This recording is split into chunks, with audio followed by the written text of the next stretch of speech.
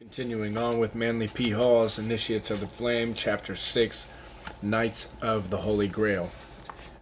Before starting to take up the study of the Grail legends, it will be well for all who are interested to read those tales that are now listed under the heading of children's fairy stories.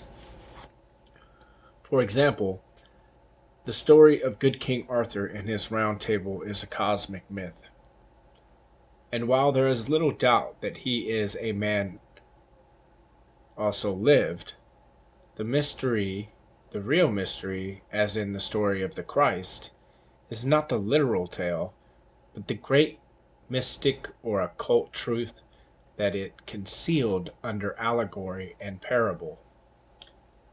It is the same with the story of Parsifal, which can never be really understood and appreciated until the student sees in the knight, and later king of the sacred cup, his own spiritual development and the temptations he must also master if he would become a king of the Grail.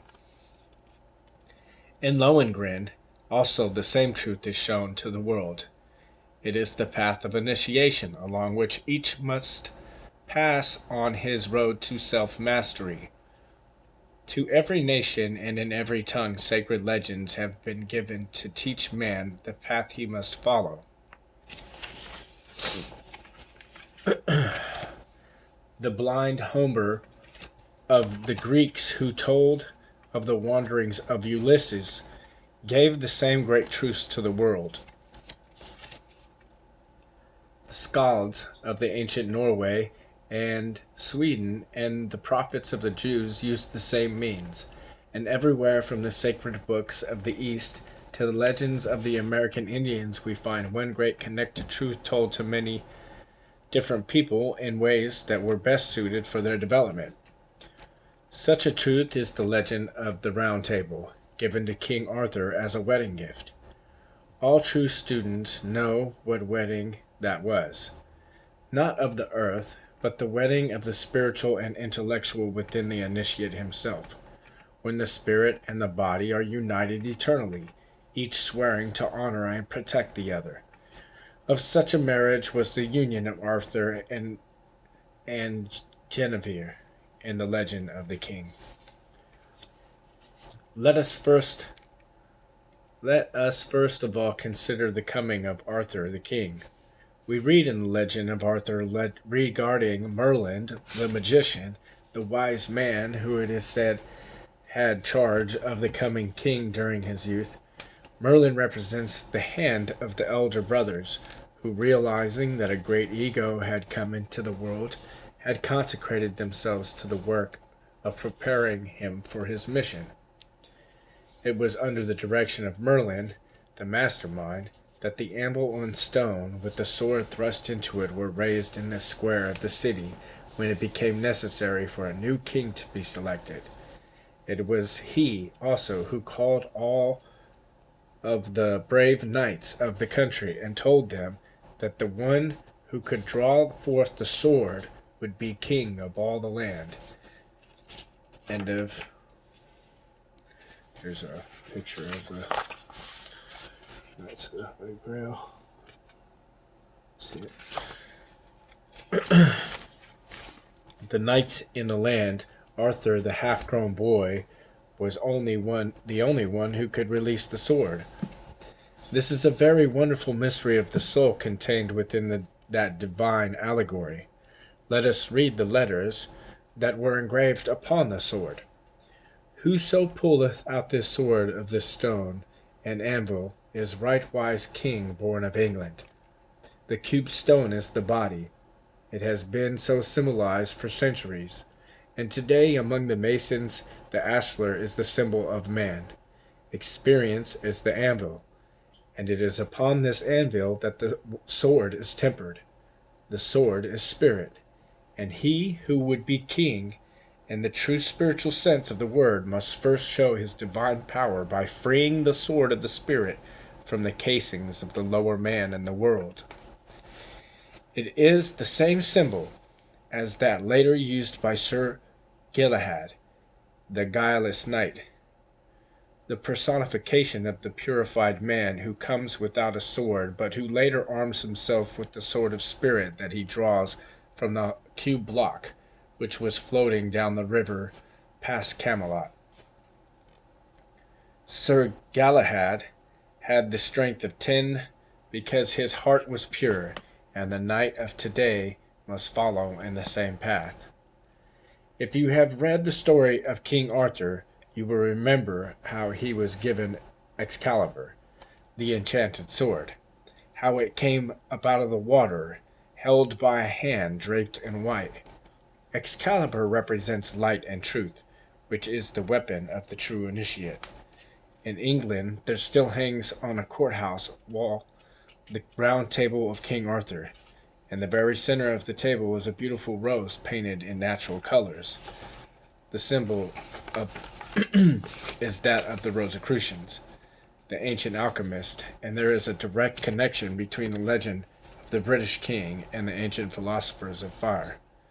Now let us turn our attention for a moment to the history of the Holy Grail, or the cup from which Christ drank at the Last Supper, and which was said to have caught his blood when he was dying upon the cross. Ancient legends tell us that this cup was made from a sacred stone which had been the crown jewel of Lucifer, the dynamic energy of the universe. It was said that the green stone had been struck from the crown of Lucifer by the archangel Michael during the famous battle in heaven. After the death of Christ, it is said that Joseph of Arimathea took that sacred cup and the spear of the Passion and carried them into a distant land. He wandered with this sacred relics through Europe and is said to have finally died. And those who came after him, after many centuries of tribulation, carried their sacred relics to Mount Salvart in the northern Spain, where they remained until Parsifal finally took the Grail and spear back to the east, where it is to now be preserved. Where it is to be now preserved. It is around this cup and spear that the legends of Parsifal and King Arthur have been written, and it is through study of this fact we are able to better understand the mystery of the Great White Lodge, of which the Round Table of Arthur and that circular temple of the Knights of the Grail is a symbol. Although we no longer have the cup as a physical symbol, it is not gone from among us, and as in the days of old the brave knights of the Round Table went out to fight for right, so the knights of today, who belong to the Great White Brotherhood, go out into the world in the name of truth, and labor with mankind and seek to right the wrongs of the world. It is said that the knights of Arthur's court always fought for virtue and purity, and so did those who rode out of Mount Salvart. The Grail Cup is the symbol of the creative force of nature. It is also the symbol of the human race, which is slowly learning the mysteries of creation. Within the cup is the blood of Christ, that force which is transmuting the body into soul, fast or slowly as we give it greater or lesser opportunity. In the sacred spear we find symbolized again the creative force, which in the hands of Kingslor, the evil one, wounds and causes suffering, but which when held by the pure Parsifal heals the very wound that it caused. A great lesson is being taught to man through these allegories, but the average person is unwilling to stop and consider them.